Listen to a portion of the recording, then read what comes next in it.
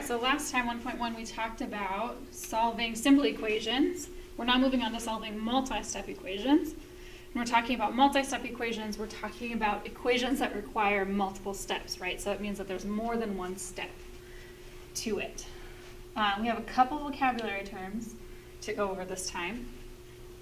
First one is distributive property.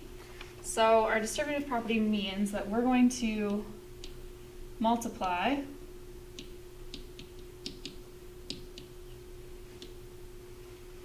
all terms inside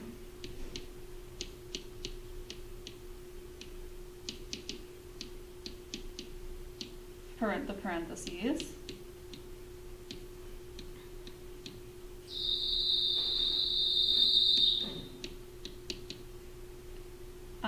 by the outside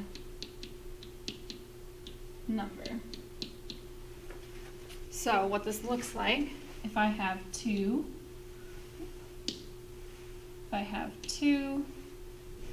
times x plus 7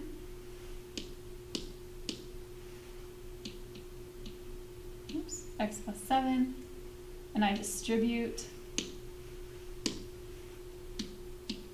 I'm going to first multiply my 2 and my x, so I've got 2x,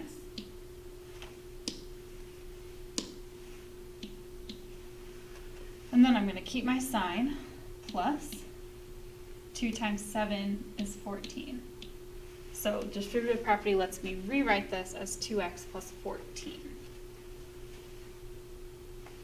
Combining like terms is pretty self-explanatory by the words itself. So I'm going to combine or add together similar terms. What this looks like is, let's say I had 2x plus 3 plus 3x minus 4. I want to combine like terms. So I've got 2x's here, I have 3x's here, can combine that into 5x. Then I've got 3, I've got a 3, and then a negative 4. 3 minus 4 then is negative 1. This will simplify then to 5x minus 1. If I had an x squared in here, so if it was minus 4, and then I had plus 2x squared, could I combine this with my other x's? The answer is no. No, I cannot. X squared stay together, x's stay together, and then our constants stay together. Our last vocabulary word then here is inverse operations. This was on our last vocabulary list, so it should be fresh, but inverse operations are operations that cancel or undo each other. Undo.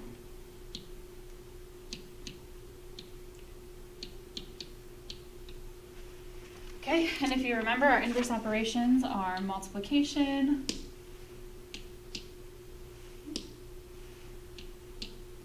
and division, and then also addition and subtraction.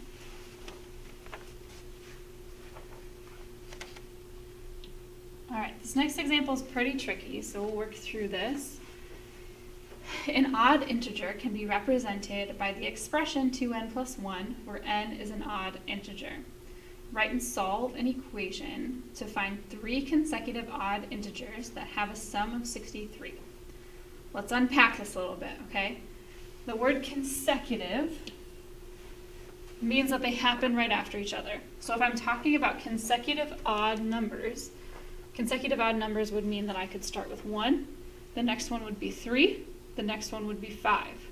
If I started at 17, my next one would be 19, my next consecutive odd number would be 21. So I'm looking for 3 consecutive numbers that add together to give us 63.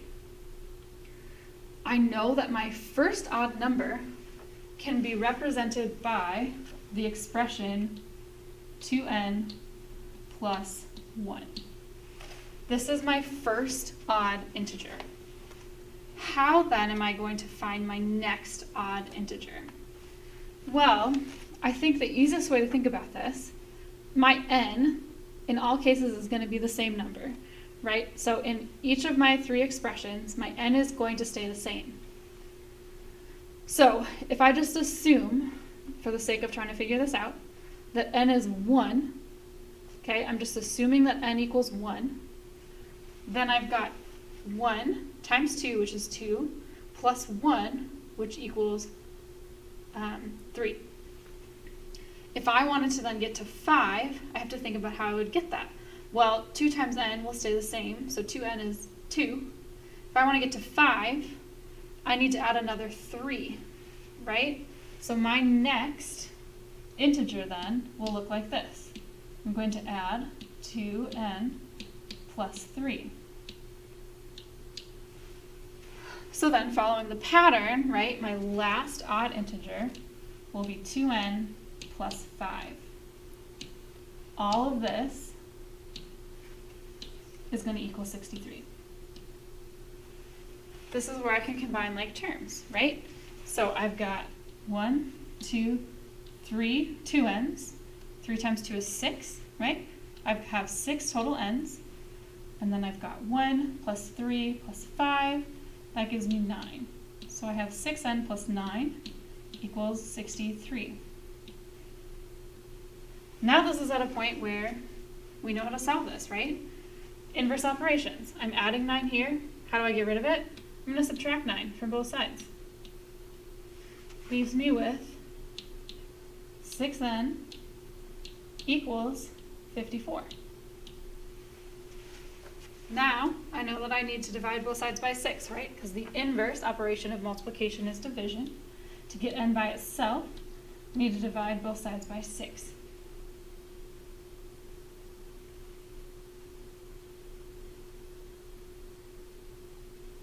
Okay? So then when I do that, I'm left with n equals 9. Am I done now? No, I'm not done, right? What is this problem asking for? Well, my problem is asking me to find 3 consecutive odd integers that add together to equal 63. Where are my odd integers represented? My odd integers are represented here. This is my first one. This is my second one. This is my third one. So I have found that my letter n in each of these equations equals 9. So in order to find out what each of these numbers is, I need to plug 9 into each of these equations. So here, I've got 2 times 9, which is 18, plus 1 is 19. I know my first integer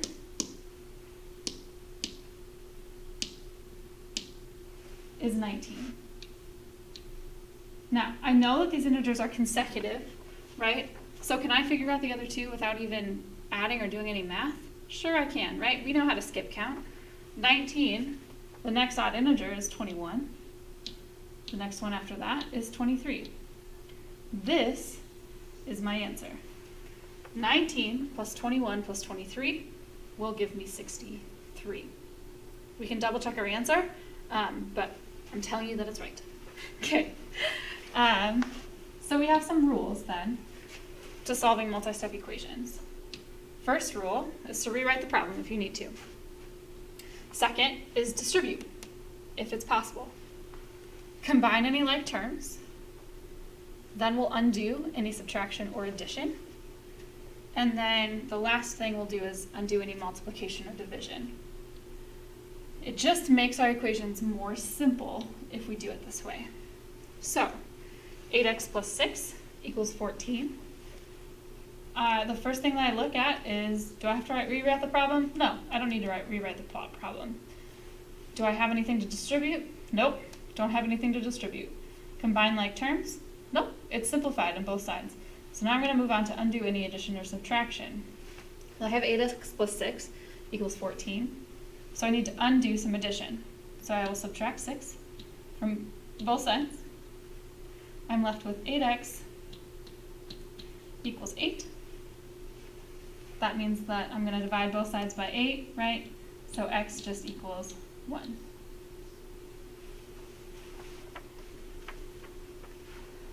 Letter B, rewrite the problem if necessary. I could rewrite this problem, but I don't need to. So I think I'm just going to leave it like this. I don't need to distribute, and I don't have any like terms to combine. So I'm going to start with any undoing any addition or subtraction. Well, my 7 here is positive, so I know that I can subtract it from both sides. So I'm going to start by saying that I'm going to subtract 7 from both sides.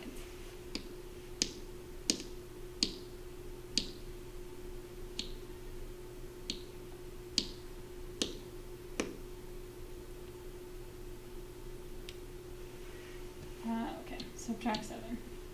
So then I've got 3 equals negative m. Can I leave m negative? The answer is no, I cannot leave m negative.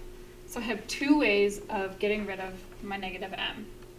If you remember, all variables have numbers in front of them, even if it looks like this. So negative m is really a negative 1m. There's like a 1 in front of here. So in order to get rid of that negative 1, I'm multiplying it, right? So I could divide both sides by negative 1. I could also multiply by negative 1. It would give me the same result. But for the sake of inverse operations, we're going to divide. So that leaves me with m equals negative 3.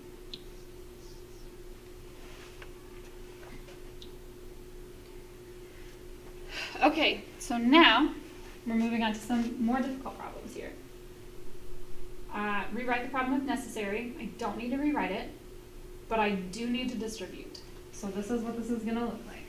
I've got my negative 2 on the outside, multiplied by 4g minus 3. So I need to distribute this negative 2 to both of these terms. So I've got negative 2 times 4g. That's going to give me negative 8g.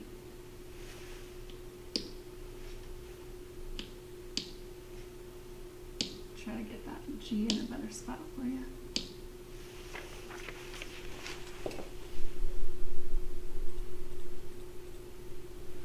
Negative 8g. Okay, and then I'm going to keep the sign. So I've got minus. Negative 2 times 3 is a negative 6, right? All of that equals 30. When I subtract a negative, it's the same thing as adding, right? So I can get rid of that. So I've actually got negative 8g plus 6 equals 30. Now, it looks similar to anything that we've done before. I'm going to subtract 6 from both sides.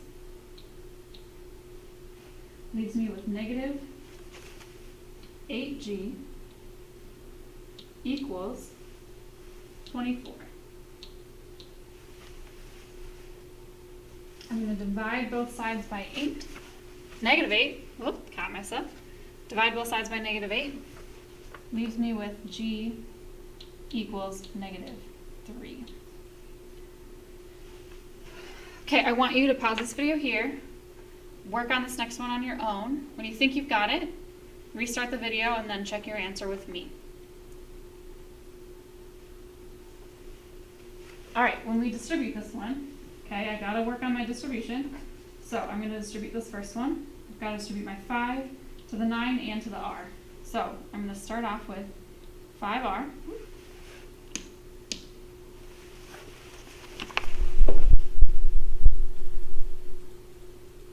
I'm going to start off with 5r, and then I've got 5 times 9 is 45. I'm going to keep my plus, 45. Next, I've got my next one that I need to distribute also. So I'm going to keep my minus here. 2 times 1 is 2.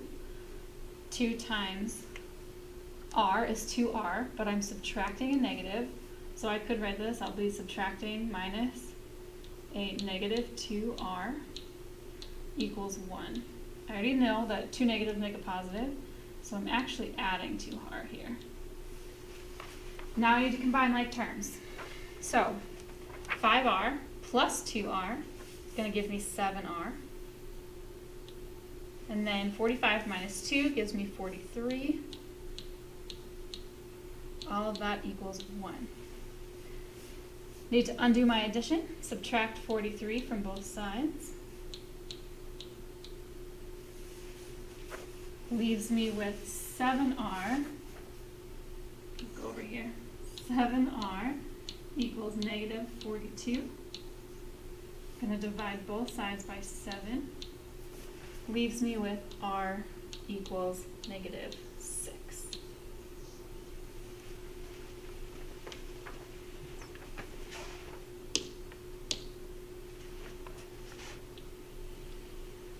All right, let's look at a couple more of these. So I need to undo my addition first, right? Subtract 6, subtract 6, leaves me with z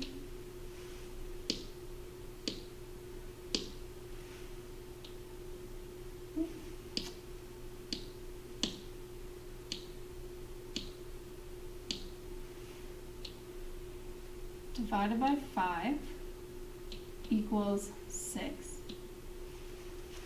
Next, I would need to multiply both sides by 5. That then gives me that z is equal to 30, right? 6 times 5 is 30. Next, I've got 4x minus 7 equals 29. I want to undo my subtraction, so I will add 7 to both sides. Leaves me with 4x equals 36. I need to undo my multiplication, so I'll divide each side by 4. That leaves me with x equals 9.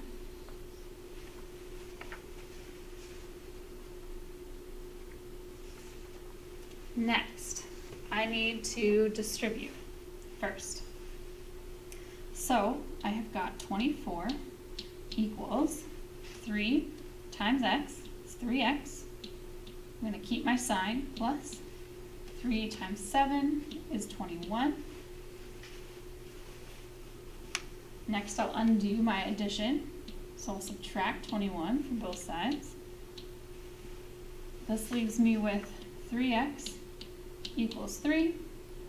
If I divide both sides by 3, I'm left with x equals 1. All right, this last one is tricky. I want you to pause here again, work on this one, and then when you're finished, come back and check your answer and process with me. Okay, so we've got 5h, it's just going to stay here. Now I need to distribute. So I've got my plus, that'll stay. 2 times 11 is 22. 2 times a negative h is a negative 2h. All of that equals negative 5. Combine like terms. I've got a 5h and a negative 2h. Leaves me with 3h plus 22 equals negative 5.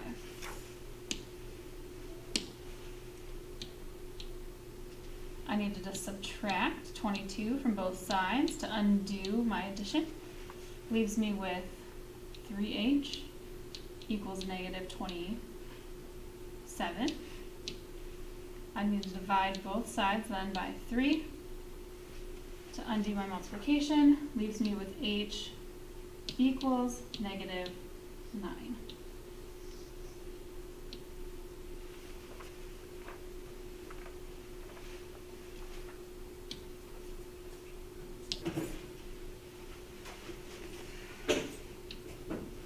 Okay, this next problem is a little bit different. So we are dividing this whole piece up here by 3. You're fine. This whole piece by 3. And so because of that, what we're gonna do something a little bit different than what we've done before. We're gonna break some of the rules. And so to start this, I'm going to multiply both sides by 3. Think about why I'm doing that. If I multiply both sides by 3 over 1, now these two things cancel out. And I'm just left with q plus -5, which I'm going to just rewrite as q minus 5. Oh, you were working so good a second ago. Q minus 5 equals 8 times 3 is 24. So in this case, now I just have to undo the subtraction. So I'm going to add 5 to both sides, and Q equals 29, just like that.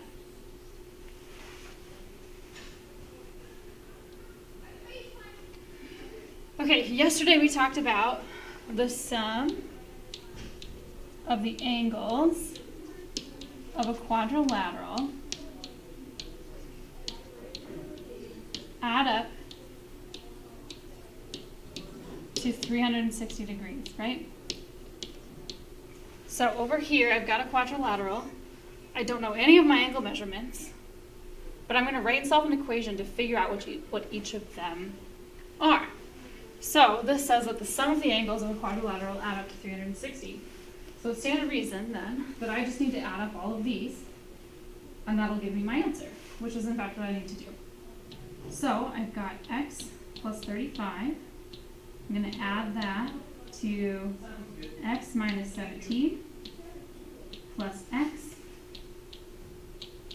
plus x plus 42. And all of that's going to equal what? It's all going to equal 360 degrees.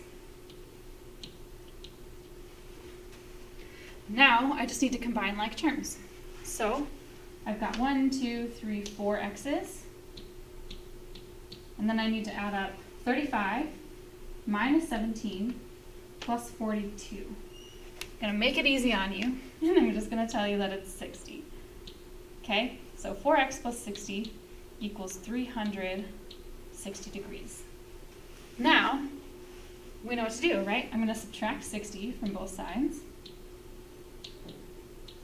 Leaves me with 4x equals 300. To undo my multiplication, I just need to divide both sides by 4. I'm left with x equals 75. Am I done? No, I am not. What do I need to do? I need to take my x equals 75, plug it in to each of these corners, and find out the measure of each angle. So I'm going to let you do that on your own, find the measure of each angle. And so we're just going to move on to this last problem here, this last example. This one is similar to the first one, except now we're looking at 3 consecutive integers that add up to 129, not just odd integers. So the way we're going to start this is I'm just going to say that x is my first integer. Okay? If I want to figure out what comes after x, think more simply, right? So if I ask you what comes after 2, you're going to tell me 3, right? What comes after 7?